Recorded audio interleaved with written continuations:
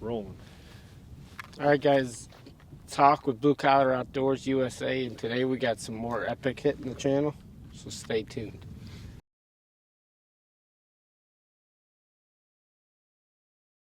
Alright, since my 20 gauge went click about 5 times, we're back to the 12 gauge, and we got a 3-inch 2 1/4 ounce of 8.5 over 9.5, traveling 1,200 feet per second from Epic Shot Shell.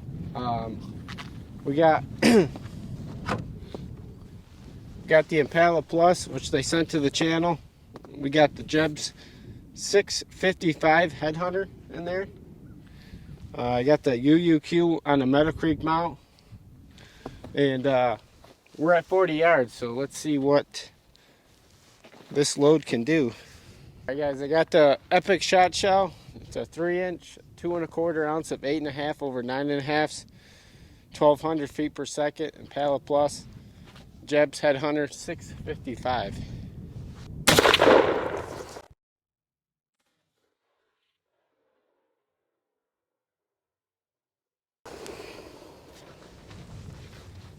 Ooh, that's ringing my ear. So I plug mine. That looks pretty tight down there. Well, we'll see on the full pattern is where we're going to see what's happening. Alright guys, let's go see what that did. Rolling. Alright guys, that was the Epic 8.5 over 9.5 with the Impala Plus and a Jebs 655. And I didn't really know what to expect. I thought it would spring it much more than it did, but it actually, there's a lot of shot right here. If you go outside the core, it did spring it a little bit, but if I had the 660 from Jebs, I probably would have used that. But if we take this target off, get this circled, I'd like to see how many is in this BCO 12, because it does look like a lot, but you definitely better be aware if multiple birds come in using this load and that setup. So we'll take the target off and then we'll get the circling. Alright guys, now that we got the BCO 12 on there, if you jig zoomed in here, you can see that there's a lot of shot inside this BCO 12, and if you go out on the outside of it, you still have a bunch of shot.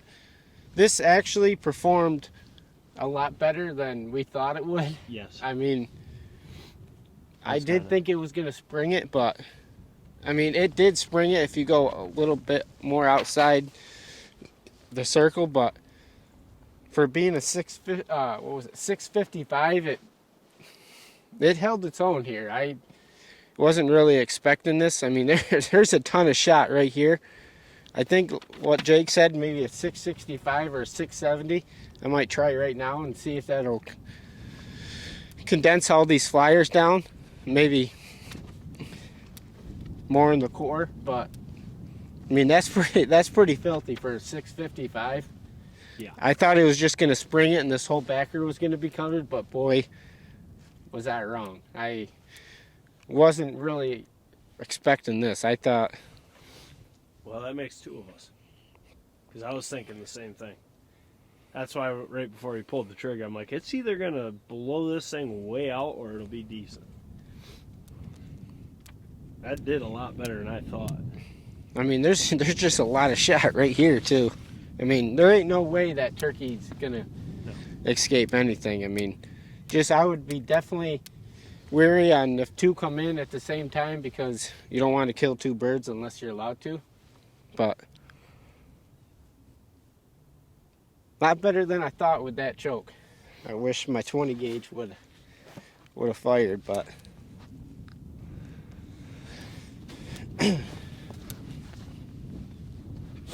that's not actually that bad. I mean, no. You get a lot of leeway and you get a lot in the core, but I think you open it up, you might get more in that core. Yeah. Alright guys, if this is Blue Collar Outdoors USA. If you're new to the channel, make sure you subscribe. Make sure you hit the notification bell. We got a lot of content hitting the channel. We got new loads, I mean, new guns are coming, chokes, whatever.